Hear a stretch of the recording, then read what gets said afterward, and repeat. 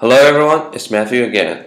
So this is the third day of the program, and it's a pretty interesting day because we finally got the chance to hop on the ferry to Corsica, the beautiful island. In the morning, we did the postmortem of the maiden race in Nice, and Ken asked every team to stay on the stage to explain their reasoning behind their thinking process and how they arrived at the place they finally took a picture. And for every team, it was kind of more surprising for him because he actually thought that we're going to be the last team because he saw us arguing at the bus stop about whether or not we should hop on the first bus to Nice. And it was no surprise to me that we actually end up in among the first three teams because I was confederate with the extra information and I knew the answer is the museum Masana and the palace in the first place, but the point was pretty confusing and I couldn't find a reason to explain it and to find a reason that is convincing enough to even convince myself. So I thought about something else or some other ways to convince the teammates, and uh, they kind of reached a consensus that it should be a hotel. And after asking a French guy, and they thought it's gonna be the Hotel Negrasco, but I um, didn't have an answer to disprove that, so I just followed and tag along. And all the way, I was trying to figure out a way to convince them. Then, idea suddenly popped up in my mind because at the bus stop, we met this French guy who was really helpful, and he offered us help and even gave me his phone number so that I can text him the puzzle, and he's willing to help. Then, while we were just looking for the place in Nice, an idea suddenly popped up in my mind. So I just uh, text the guy that I knew the answer. I have the extra information, but I need to find a way to convince my teammates. So I just text him the correct answer and ask him to come up with an explanation that sounds very convincing, or so that my teammates will actually believe in this answer. And it actually worked. No, actually, I think it's gonna work, but we're kind of lucky because we just stopped at Hotel Negrasco, and after walking without a purpose for 2 minutes, we came to this crossing, and I saw the sign leading to the hotel. No, leading to the Palace Masana, and I just urged him to take a picture there, and then we're done.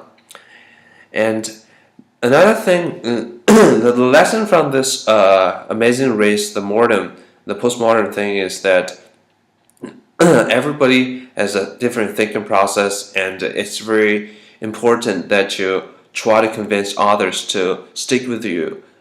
When you know that you have the right answer, you can't just allow the teammates to go in all directions, try to find an answer by trying and error. It's gonna be a lot of problem, and it's gonna take a lot of time.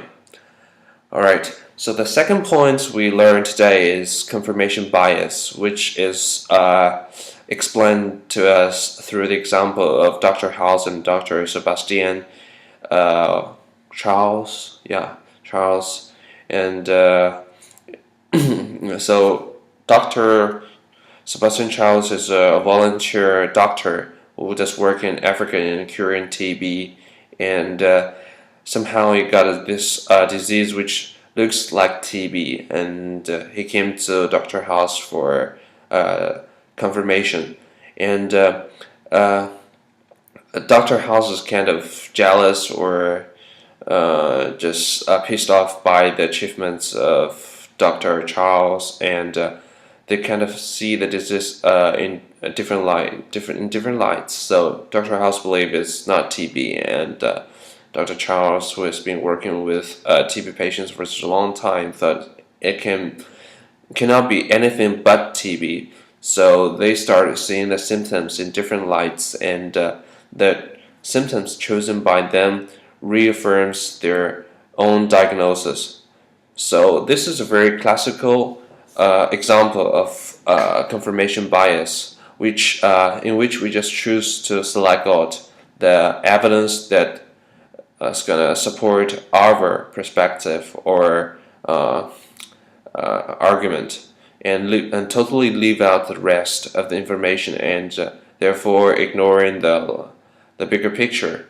And this is particularly a serious problem when you are doing a startup because people are always going to see things differently if you have a very diverse team. So you can't always be sure that you are not leaving anything out.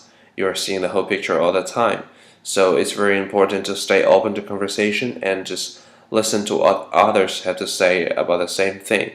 And by doing this, you'll rule out or at least minimize the chance of confirmation bias, which might lead to disastrous outcomes.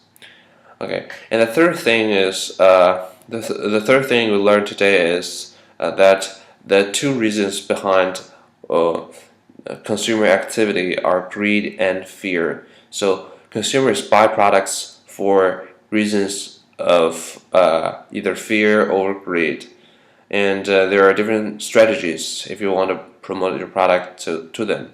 And for fear, I think it is kind of a human instinct that some of our activities are driven by our fear of certain things. So, for example, we don't want to appear stupid, ugly, fat in front of others, and we always want to look sharp, smart, and intelligent. So, if we can just capitalize on the fact that people have this fear of appearing inappropriate from others, or we have this fear of gaining weight after eating so much, then we can actually turn this fear into a very powerful way of marketing our product that can provide a solution to this problem. And the second reason is is greed. So people are great by human nature, and as Gordon Gekko has said in Wall Street, the film, he believes that greed is the essential force that drives human evolution and made us who we are today. And I kind of agree with him because greed is a very strong motive or motive behind every human activity, and it is so strong that some of us actually go to do illegal things because of greed. But greed is not always evil, and you can be great for knowledge, great for happiness, great for love and stuff. And it really depends on whether greed has driven you way beyond the norm, or it is just helping you to be more active in life and just pursue things that you think are important. So for greed, we can probably by marketing tell the customers that we can offer things at a lower price, or we can deliver more with the limited resource they have, so they can live a better life if they choose to work with us. And I think it's a pretty powerful way of doing marketing if you can understand the psychology of the customers and work with them so that they will see us as a helper, as a friend who is very genuine about helping them out, and instead of looking at us as some businessmen only interested in taking not money from their pocket into our own. Okay, that is pretty much about the lecture we had today. And after the lecture, we had a rest, and then we went to the port, heading towards Corsica. And it's a pretty interesting journey, and it's also the first time I actually hop on the ferry.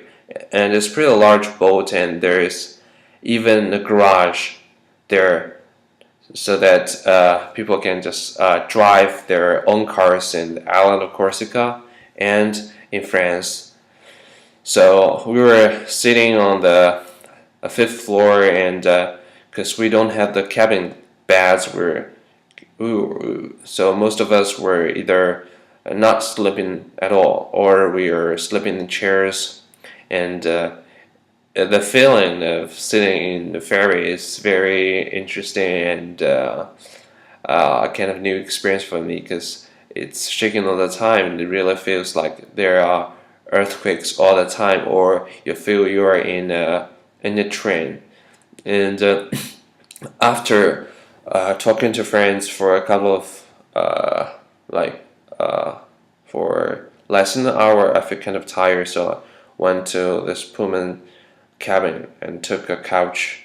And the moment I wake up is already 6 in the morning, so we just kind of alighted the ferry, and boom, we're in Corsica. See you next time.